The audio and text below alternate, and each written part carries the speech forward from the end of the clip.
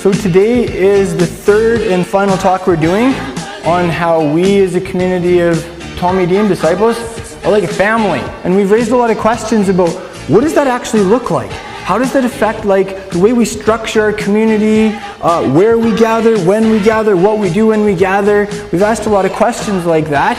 And today we're going to talk about gangs. And this is going to be pretty fun. I think the two most famous gangs, I don't know, tell me, what are the most famous gangs that you've heard of? Hell's Angels?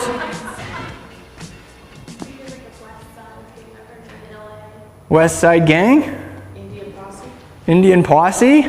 That's more local, I'm thinking. Okay. And that's not East Indian you're talking, is it? No. They deal in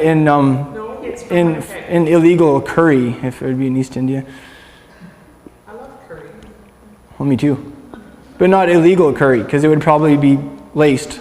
But that's totally off track. Another two famous gangs are like the Crips and the Bloods, based in LA. Actually, when I was doing some inner city stuff in Calgary, someone taught me how to spell blood with my hands. Do you want to see it? Pretty cool. See? You can practice with me if you want. There's the B. See the B? Do a B. There's the L. See the L? There's an O. Ah, wait. B, L. Okay, here's the O. Oh, it's hard to do an O. My fingers don't crank. Okay, there's an O. There's an O. Got it? See? O. Oh, ouch. Okay, there you go. See it? I can spell blood with my fingers. And that's what I learned. So anyway, that's a gang thing. Don't do that in LA, okay? You can practice it here. But don't do this in LA or you're going to get in trouble if you do that with the wrong people. So anyway, you can do that to say, I believe in the blood of Yeshua. I'm redeemed through the blood of Yeshua. So that's what that means. That's the Messianic version of the blood's famous sign, I guess. But anyway. Yeah, and I'm, like gangsters. Did you notice there's kind of like a resurging interest in gangsters? I don't know, even I think down in Moose Jaw, they opened up the tunnels where some of the gangsters would come up across the border and continue their illegal activities and whatnot. In movies, I think there's a resurgence of interest in gangsters. Gangsters, gangs, same thing, right? So anyway, we're going to talk today about what it is that gangs offer, why they attract people, and what it is that Yeshua offers. And I think you're going to be surprised to see how similar these two things are. What Yeshua offers and what gangs offer are very similar in many regards. And I have 5 specific things I want to key in on with you, but there are going to be others too. And hopefully this will raise some more practical questions about how we in the city and in the areas where we live can do community in such a manner to basically to offer what it is that Yeshua offers. Oh, gangs... You know how we've been talking about family? This does tie in, right? Because gangs basically are families. That's like one of the big attractions of gang is family. It's like your replacement family if you really don't like the family that you grew up with. Or it's the family that you never had. It offers that example. I'm going to be quoting several studies from different professors and sociologists who have, done case studies of gangs and interviewed gang members. Here's a quote from a gang member that a sociologist named Joanne Moore did of East LA gangs in 1991. The year that I was there, it was like they were like family because we could all take care of each other. I think they were like my own family. I think it was more with them than with my own family because I left my own family for a while. Could you hear the key word in that quote? Family, family, family. This East LA member of a gang was saying, this gang was my family. Sociologists have a word for this. They call it fictive kin. Who here knows what kin is? Your kinfolk, right? That's more like a hillbilly term. My kin. These are my kinfolk. And fictive is related to fiction. It's like your pretend, basically. Your pretend family or your imaginary family, that kind of concept, right? Another sociologist named Carol Stack did a study in 1974 on gangs, and this is how she defined fictive kin. Fictive kin refers to people who are unrelated biologically or by marriage, but use familial labels like mom or sister, or pops or bro, those kinds of labels, to signify relationships characterized by trust, reciprocity, how would you say that word? Reciprocity. Okay, good. And commitment. Fictive kin typically originate in settings where people have limited access to economic resources and familiar networks. So did you hear that? Fictive kin happens when people are like low income, kind of poor hoods. Fictive kin often also happens when people don't have family. The insecurity and unexpected crises that characterize these settings may quickly transform a friendship into a deeper, more reciprocal fictive kin relationship. So when you're on your own, or when times are tough, or where you're in a dangerous hood, your friends kind of take on like larger proportions than friends. They all of a sudden become like your family members, right? Your bros kind of thing. So that's what Carol Stack would have to say about that. So we're going to look at 5 things here that gangs offer, and see what that might have to say about Yeshua and his offer.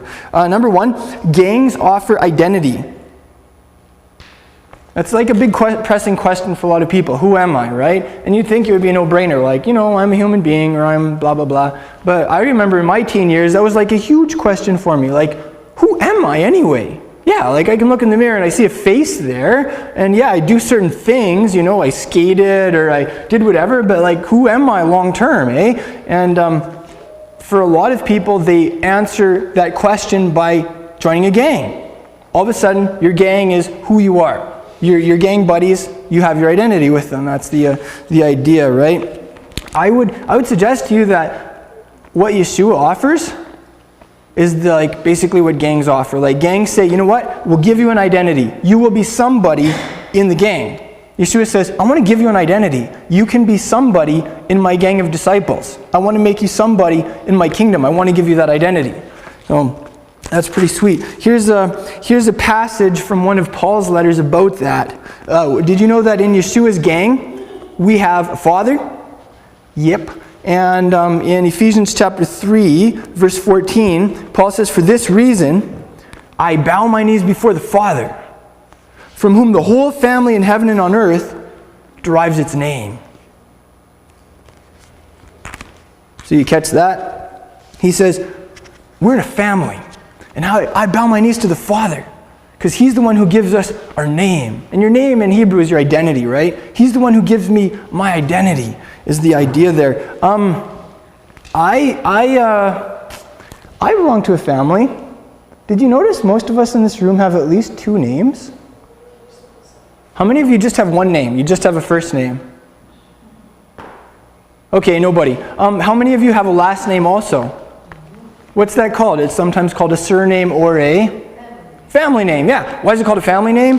Because everybody in your family has the same last name. Isn't that interesting?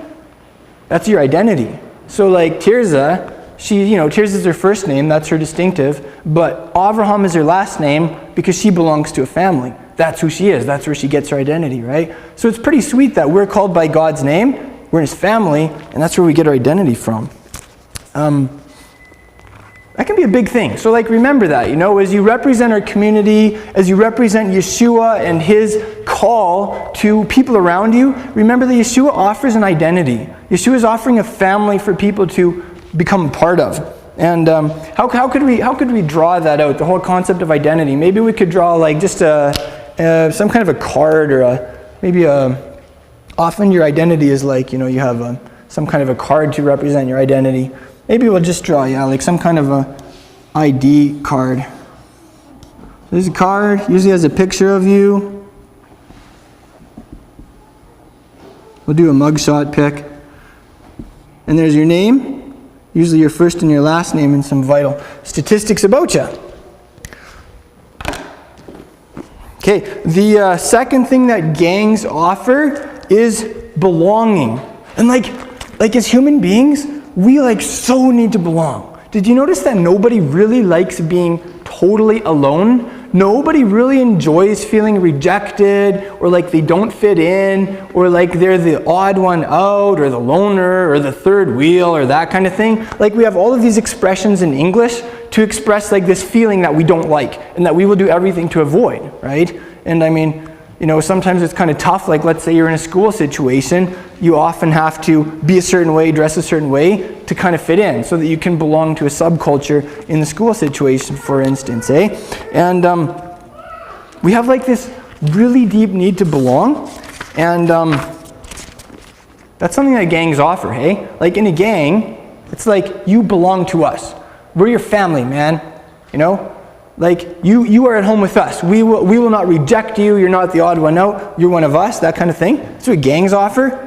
It's kind of interesting that maybe Yeshua offers that too. Here's a couple quotes from a couple studies on that. Mary G. Harris in 1988 did a study of girls in Chicano gangs. She says the girls in this study expressed clearly a sense of belonging to the gang and compared gang membership to a family. One young woman said, "It was a family. We protected each other. We took care of each other. We stole for each other." And notice where she said we cared for each other. We're going to look at that one in a second too.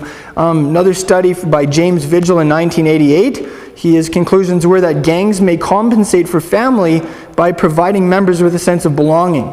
Gang youths often refer to their fellow gang members as brothers or sisters, or use other familial labels to describe relationships.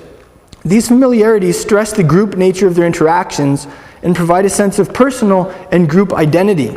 Gangs provide youths an alternative source of identity and are a place, often the only place, for the youth to experiment with their identity. Here's another passage from Paul's letter to the early, let's call it a Yeshua gang in a big city called Ephesus that had an inner city. In chapter 2, verse 19, he says, "So then you are no longer strangers and aliens." Did you hear that? He was like, there was a time when you were an outsider, when you were a stranger, when people looked at you and said, that guy doesn't belong here. But you are fellow citizens with the saints, like the Kedoshim, the holy people, and are of God's family. Isn't that awesome? He's saying, like, that's what you were, but not anymore. Like, you're a fellow citizen now. You belong with us. You're part of the family. That's gang speak right there. And Paul says that is something that is offered to every person in our city and in our neighborhoods through the gospel. So it's the whole concept of belonging. Did you notice too in the study by James Vigil, he mentioned group several times? Like, it's pretty cool. You think about it. What did Yeshua do? He was born. He grew up a pretty regular kid. He had a teenage mom. His dad was a blue-collar worker. Yeshua grew up working with his dad. He worked a job. He moved into the neighborhood. He lived in this little obscure backwards town for like the first 3 decades of his life. And then he kind of hit the public after that. And, I mean, he did do some things that caught people's attention. Some like paranormal stuff like healing people and whatnot. But he would be walking around and he would see people and he'd make eye contact with them. And what would he invite them to do? He was like, hey, come with me. Follow me. And that was like the original call. And so there were guys that would do that. They would just like walk away from the family business. They would be like, they'd run home and they'd be like, hon, like I got to track with this guy for a bit of time. Can you take care of the kids? I'll come back as often as I can, but I've got to follow with this guy. And what did they do? They hit the road. Yeah, like they did kind of have a base in Capernaum, right? But a lot of time they were traveling. Yeshua was teaching them. He was pouring into these guys. They were watching the way he healed people, the way he taught in the synagogue, all this kind of thing. And you know what? Basically, they were a gang. Like, they were a very tight-knit group of guys and gals. And they, like, watched each other's backs. They called each other the equivalent of bro. They had nicknames for each other. Did you notice that? When a group of guys starts to have nicknames for each other, it means they're really tight. When you start calling each other stuff like Rocky or the Thunder Boys, you're getting really tight. And that's basically what, Boanerges or Peter, those names, that's what that means, eh? So you can totally hear that even in the nicknames that these guys had for each other, that their gang leader Yeshua gave them. And it's pretty awesome that they were like a gang that had a leader, that had like they had a real hero, and they actually had a good cause to live for. I think that's pretty sweet too. See that there. How could we picture that concept of belonging? Maybe we can draw like a circle of people, and then maybe we can draw someone coming into that circle, something like that. So let's say in Yeshua's gang, let's say here's the master, and we'll draw him with a crown. Not that he had a crown, but he was the Mashiach, the king, so we definitely get that concept. And then we have some of his guys here. And maybe that's like Miriam, the mother of Yaakov or something. But anyway, you have this circle of people, right? And they all belong, and they're following the master in this gang. And let's say there's someone over here, and he's by himself. He's alone, he doesn't belong anywhere. And let's say there's a gal over here too. And a lot of the people that joined Yeshua's gang were social rejects, were like the misfits of society, were the people that they were the kind of people that people were like wouldn't have to their home because they just weren't safe kinds of people. And those are the people that Yeshua said, hey, you're welcome to come and join my gang. Come and follow me. And a lot of them did. So that's number 2 that we see here. And what does that look like for us too, hey? Like as groups of Yeshua's Talmidim to be like, you know what? You are welcome to join our gang.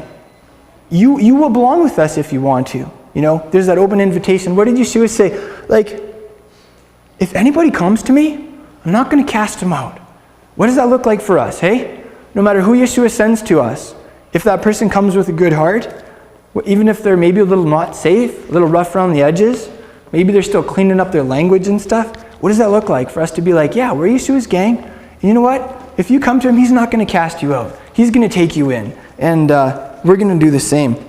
The third thing that gangs offer is care, help, and support. Remember we talked about that when we were talking about what families offer? We talked about how in a family, you'll often, if you have a family member who's sick, you'll be the one to take him to the hospital. If you have a family member who needs the lawn mowed and they can't do it, you might drive over and do that for them. If you have a family member who's like in a huge bind and they need $500 to make it to the end of the month, you know what? You might shell out $500 for your family member when you'd never do that for anybody else. You know what I'm saying? Those are the kinds of things that family will often do for each other, and those are the kinds of things that gangs offer too.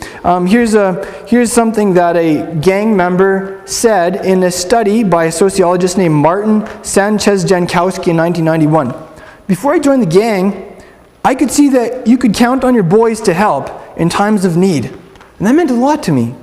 And when I needed money, sure enough, they gave it to me. Nobody else would have given it to me. My parents didn't have it, and there was no other place to go. The gang was just like they said they would be, and they'll continue to be there when I need them. That's what that guy had to say about a gang. Can you hear that? It's like I had physical needs, and they were there for me, and they're going to be there for me. Another sociologist, James Vigil, I already mentioned him, in a 1988 study, said that almost half of the Chicano gang members he interviewed expressed, quote, familial supportive behavior when explaining the significance of their gang. So, about half of gang members, when they were talking about what their gang meant to them, they said, these guys take care of me, like if family members take care of each other. And so I'm in. So what would that look like for us as Yeshua's gang, as, people in his family, bros and sisters in his family? It's just like, that's almost too practical, hey? It's like when people have needs, you help them out. And I mean, hey, his love in us just moves us to do that. It's kind of second nature for us. But I think there are ways that we can structure our communities to most facilitate that. Where it's like if someone has a need, it just comes up right away. And it's really easy to just help them. So, even in our community, like we were talking about that a couple weeks ago, someone had a need and someone said, maybe we should form a committee to help them. And what I would say is, if you see a need, just act and help out. Just take initiative and say, let's do something about this. Don't wait for anybody else to do it, because that's not the way we're structured as a community, right? Like organizationally, we're really flat, we're really lean, and that's for a reason. So there's lots of room for people to take initiative. So what could we draw to express care, help, and support like that? What? Red cross. Helping hand? Okay, hey, that's cool. Okay, let's draw a hand stretched out here. Hi, baby. To this hand. Saying, I need help. Sorry for the kind of blobby hands. Cool. Okay, the fourth thing that gangs offer is solidarity, protection, and escape. I kind of grouped those together. Solidarity, protection, and escape. Joanne Moore in 1991 did a study of East Los Angeles gangs, and she made some interesting discoveries about these people's backgrounds and some of the stuff that they faced. Over a quarter of the women in gangs reported that a family member had made sexual advances on them while they were growing up. So there was a lot of sexual abuse in the families of these girls that ended up in gangs. Almost a quarter of the men and about half of the women lived with a heroin addict during their childhood. So if they were to look at a gang in East LA, about 25% of the women and 50% of the men grew up with probably a mom or a dad or a brother or sister who was a heroin addict. That's really high. About half of the men and over half of the women had a member of the household die during their formative years. That's pretty tough. It's like, I don't know, I'd be interested, like, how many of us had a member of our immediate household die while we were kids growing up? Like mom, dad, brother, sister, basically. Okay, none of us. If this was a gang, over half of the people in the room would put up their hands and say, yeah, my mom or my dad, my brother, my sister were killed when I was a kid growing up. So a lot of violence, right? Also, more than half of the men and 3/4 of the women witnessed the arrest of a household member when they were children. Man, that's tough. So if we were to ask that in a gang setting like this, how many of you when you were a kid watched one of your immediate family members that you were living with arrested? Like, most of the hands would go up. So you can totally, you can see that in pretty much any city. There are people who face like alcoholism, drug abuse, sexual abuse, violence in the home, growing up with criminals in the home, and these are the people that are most likely to reach out to a gang. And you know what? For a lot of these people, it is an escape route. It's like, I need to get out of here.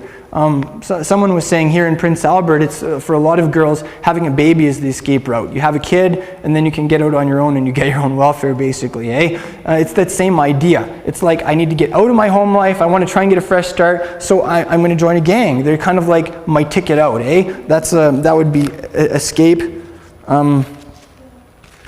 The whole solidarity and protection thing, if you have people on your tail, if you have people who hate you and want to kill you, a gang is a really attractive option.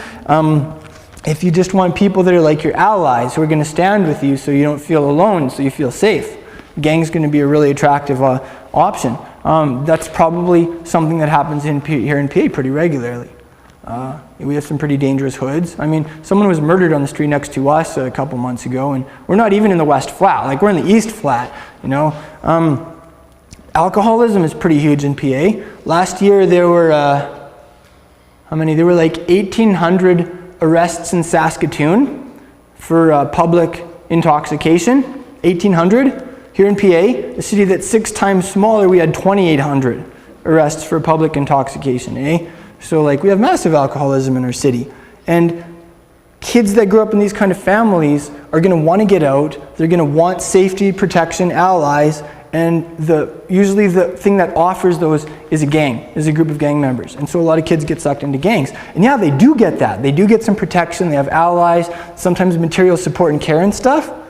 But the downside is you often end up with addictions or a criminal record or I don't know, did you ever notice in gang families, maybe you've seen movies, it's like, yeah, these are my family and they'll watch out for me, but if I try to leave them, they'll kill me. It's like, that's love for you, hey? That's not love, that's more like fear. I don't know, if you even saw did any of you guys see the movie Courageous? They played it for free at Crossroads a month or whatever ago. It's a great movie, I totally recommend it. But there were some interesting pictures in there of gang life, and it's like, we're bros now, but if you try and leave, we'll kill you. It's like, well, thanks for the love, man. So that's kind of the downside of having a gang that are your allies and your protectors, as it were. What's that? Commune living, is it about the same? Yeah, communal living, right? That would be similar too. So all that to say, we have that in our city, we have that in our province, and what would it look like for us as communities of Yeshua's disciples to offer what he's offering? To offer allies, to offer people who will go with you through tough times, who will stand with you, who will protect you if you need it, who will offer an escape Like seriously, some people just want an escape. What would that look like? I wonder if Yeshua offers an escape. It's kind of what salvation is, hey? It's like salvation is where you're stuck and you just want to get out, and Yeshua says, all right, I'll take you. I'm going to save you. It's kind of maybe a different look at salvation, hey? Getting you out, helping you escape, that kind of thing. And then what could we draw for that one? The whole thing of solidarity, protection, and escape. Maybe, you know what, let's draw a home with some messed up stuff happening in it, and then we'll draw someone just wanting to get out of there, something like that. Escape. Okay, so here's a little kid in this home, and here's someone over there with the bottle. Here's a cop car. The lights flashing and the sirens going, and the cops coming in.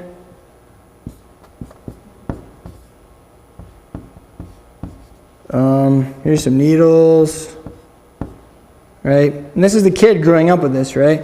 And that wants to get out. And over here's a gang, right? Draw a gang with some dudes with handkerchiefs on their head, because that's how we do it in our city. There. And then here's Yeshua.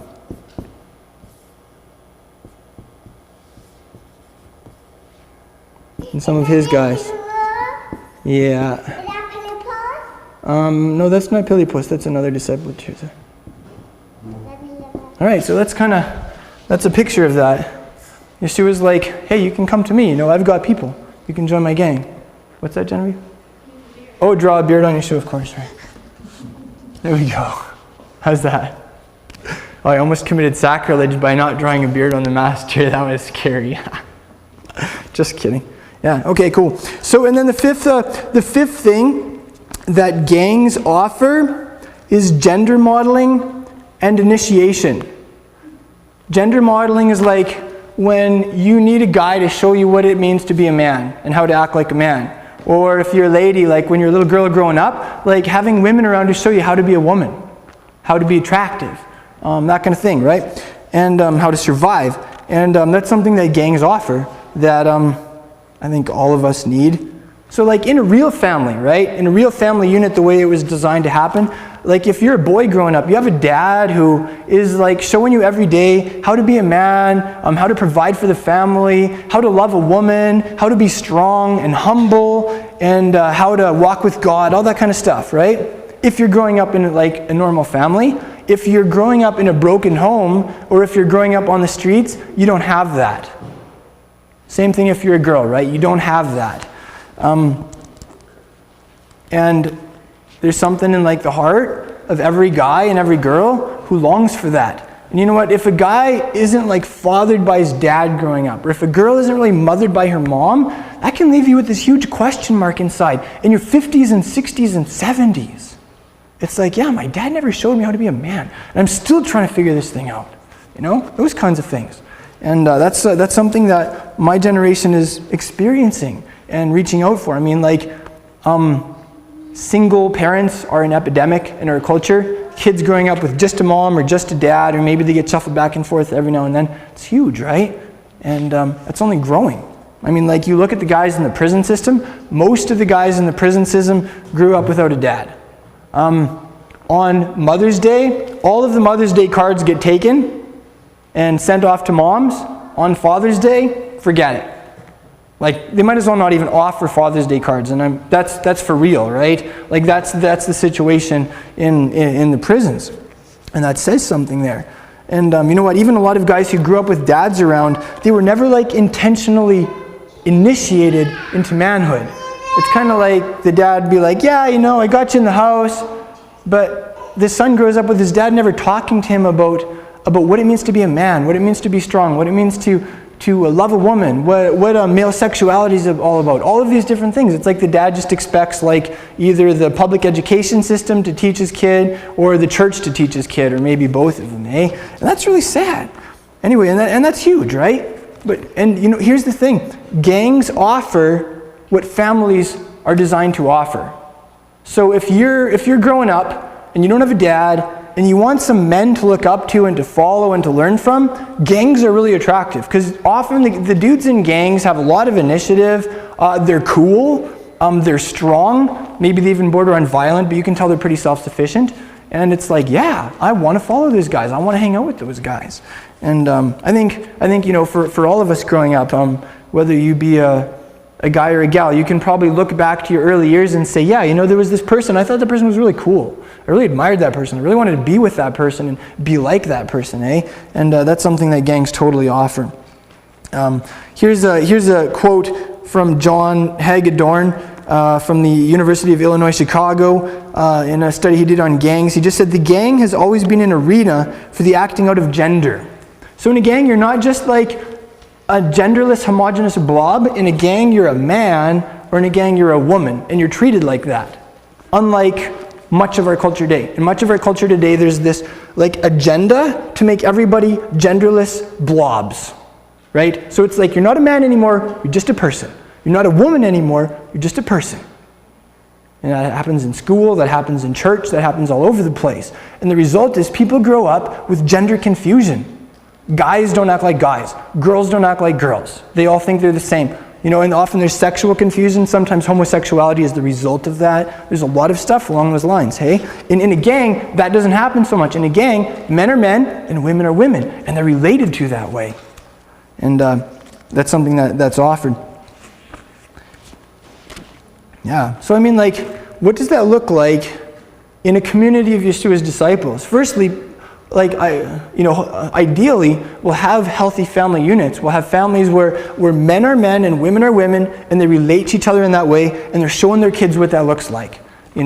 Hopefully, that won't just be in the family units, but in the community in general. And I see that in our community. As a younger man and as a younger husband, I look at the men in this community and I say, wow, these guys love their wives. They are faithful. They're there for their wives. And I love watching you guys and how you relate to your wives and treat them. So I totally see that in our community. But that's what a gang offers too. And if somebody hasn't seen a Yeshua gang and seen what that offers, they'll probably just go to shall we call it a substitute gang? Something like that, eh? All right. So, I want our community to continue to be a place where each of us are on that journey. If you're a woman, you are on a journey of discovering what it means to glorify God, not just as a genderless, homogenous blob, but to glorify God as a woman. Because it's not just you as a person that glorifies God, your femininity glorifies God in a special way that men can't glorify Him. If you're a man, then there's something about your masculinity and how you think and how you operate and how you relate as a man that glorifies God. People will look at that and be like, that tells me something about God. Paul said that actually, in 1 Corinthians 11. He said, men are the glory of God. And I'm sure that applies to women too, but did you get that? It's like, you are the glory of God walking around in your neighborhood and talking to people. So when a person looks at you and they see how you live as a man or how you live as a woman, they're seeing something of the glory of God. Wow.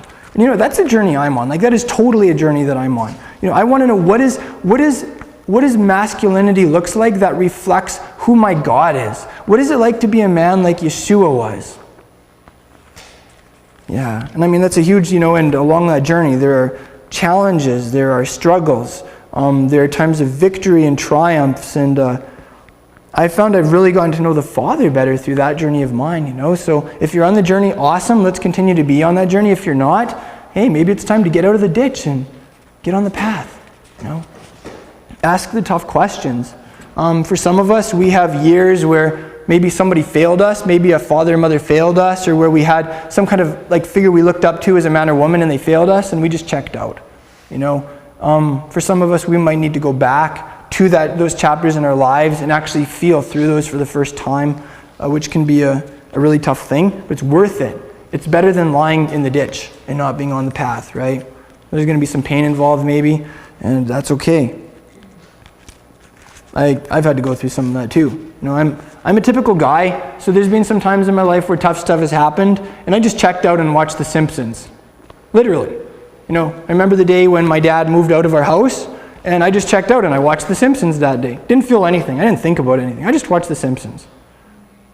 And it wasn't until like 5 or 6 years later that I actually started to think about stuff. And that was a really, really hard year. I bawled a lot, right? But I needed to do that because my heart was stonewalled until then. It was like I took my heart and I shoved it in a room and I put bricks over the door. I just brick-walled the door, you know? And you can't live like that. You end up checked out. You end up with no strength. You end up with you're like a walking zombie, like a hollow shell, you know? And we live in a world that needs passionate people. We live in a world that needs men and women with hearts that are alive.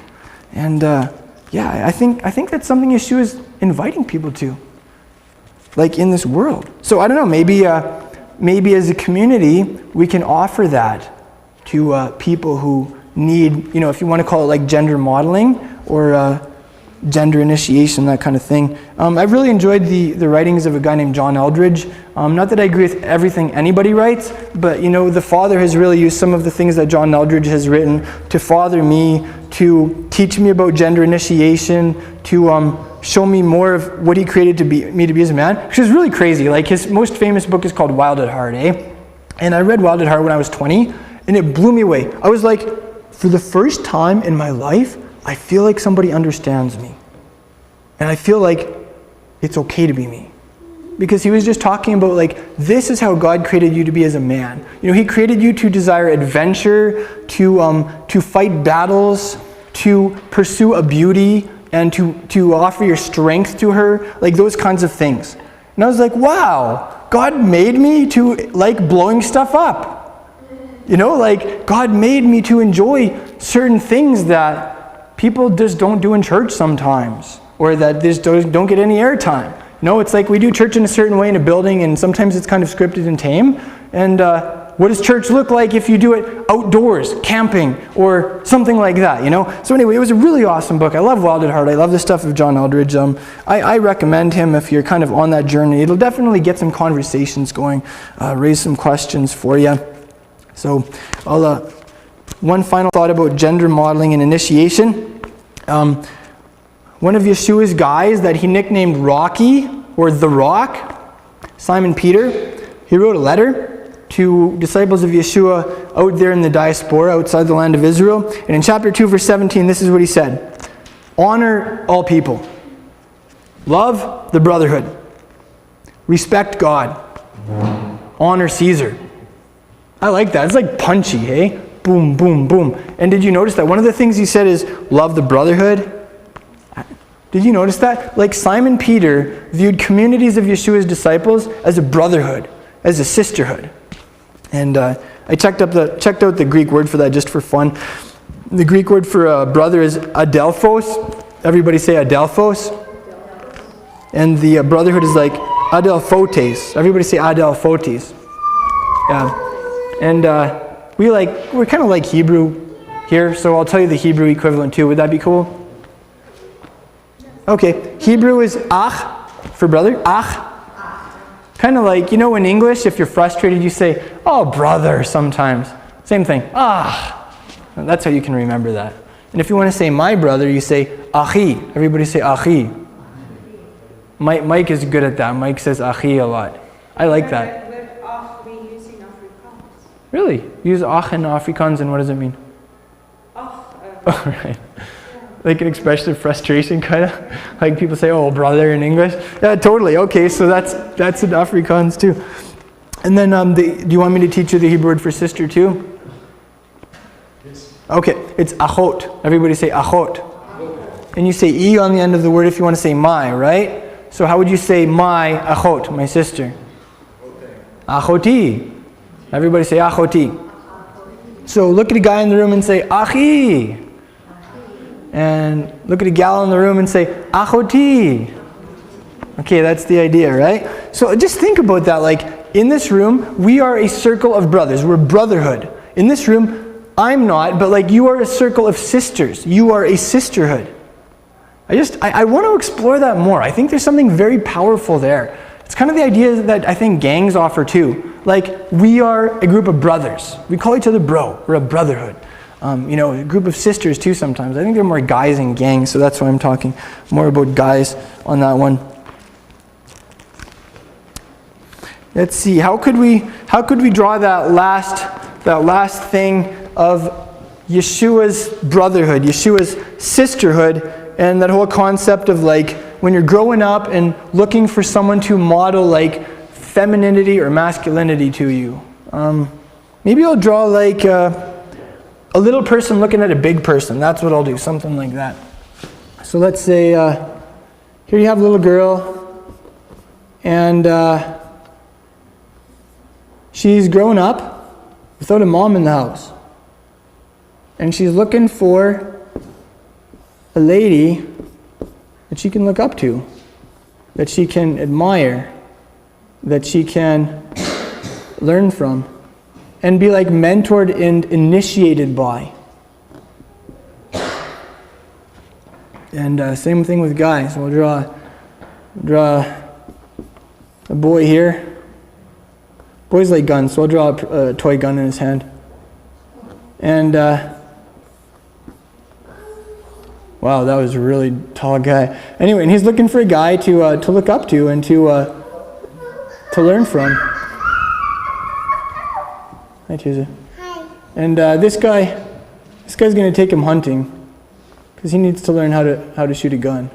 So there, we'll draw him with a nice rifle with a big scope. There we are. That's awesome. It's like a 50 caliber BMG size gun. But anyway, so that's a picture just of gender modeling and initiation. And I'll leave you with a little postscript here. There is one other thing that gangs offer that Yeshua doesn't want us to engage in, and that is gang warfare.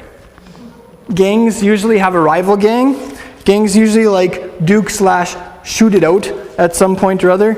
It's like if you can't just have one gang, you have to have more than one gang. It's almost like churches, hey? Or synagogues, whatever. It's pretty true in the Christian and the Jewish world. So I'll give you a couple quotes here from a couple gang members in a study by Marjorie Zatz and Eduardo Portillo from 2000. One gang member says, they, talking about his relatives, his biological family, they're from different gangs, though. But I don't care about them because they be trying to shoot at us all the time. My own uncle shot at me. One of them tried to kill me already, but that's all right. The other says, we can't have family reunions or anything because they're always fighting. Like my uncles fight. At the funerals they fight. Or at the park or at a picnic when we get together. They just fight. So sometimes the family don't get together, only for funerals. That's the only time.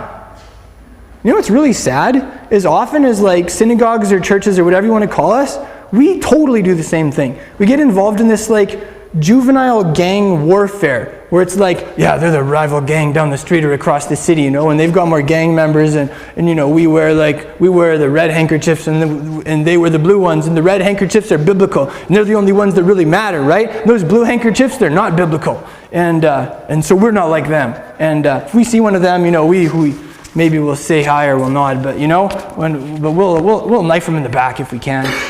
We'll talk bad about them behind their backs. We'll trash them, and we totally do that as believers.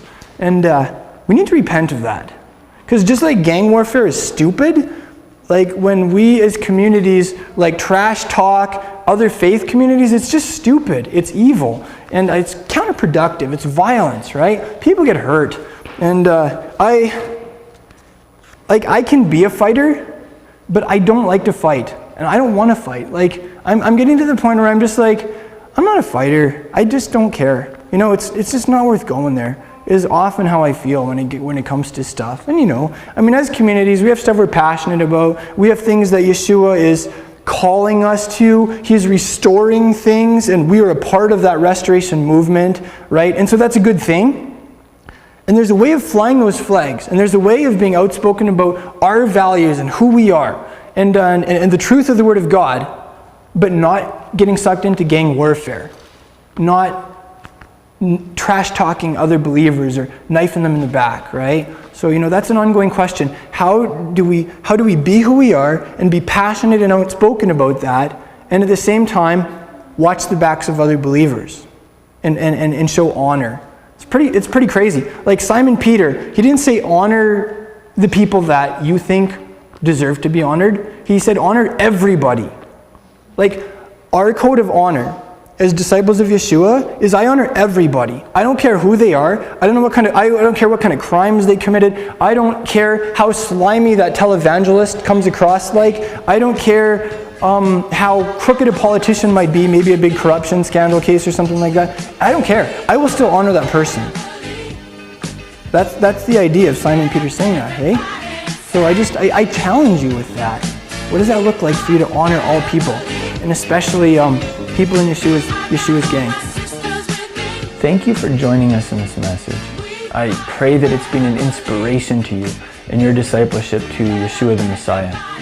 Crown of Messiah is a relatively small congregation with a massive mission. We're not just making disciples and teaching the Word of God here in our city. We're also doing that internationally through vehicles such as the internet. It is our joy to offer you these messages for free at absolutely no charge. At the same time, we do have ongoing overhead expenses. It costs us something to produce these teachings and get them out to you. And we would appreciate it if you would, in turn, support our work in a practical way. Help us cover some of our basic expenses. You can do that by going to our website, crownofmessiah.com, and going to the donate page, where you can make a one-time donation or you can set up a monthly automated donation. I'm reminded of the words of Yeshua's apostle Paul in Galatians chapter 6. He said, "Let the one who is taught the word share everything good with his teacher." So if you're being taught the word by us, we would appreciate it if you would take the words of Yeshua's apostle seriously and make some type of return for the blessing that we are giving you for free. That way, we'll all be in it together, and we will be a team accomplishing the mission that Yeshua has given us. And you will go from only being a receiver to also being a giver. If you're like most people, finances are tight. We understand that. Finances are tight for us too. That's why we need people like you to come alongside us and to back us in the work that Yeshua has called us to do. Thank you so much for making that donation at crownofmessiah.com, and thank you for becoming a team member with us. We appreciate it.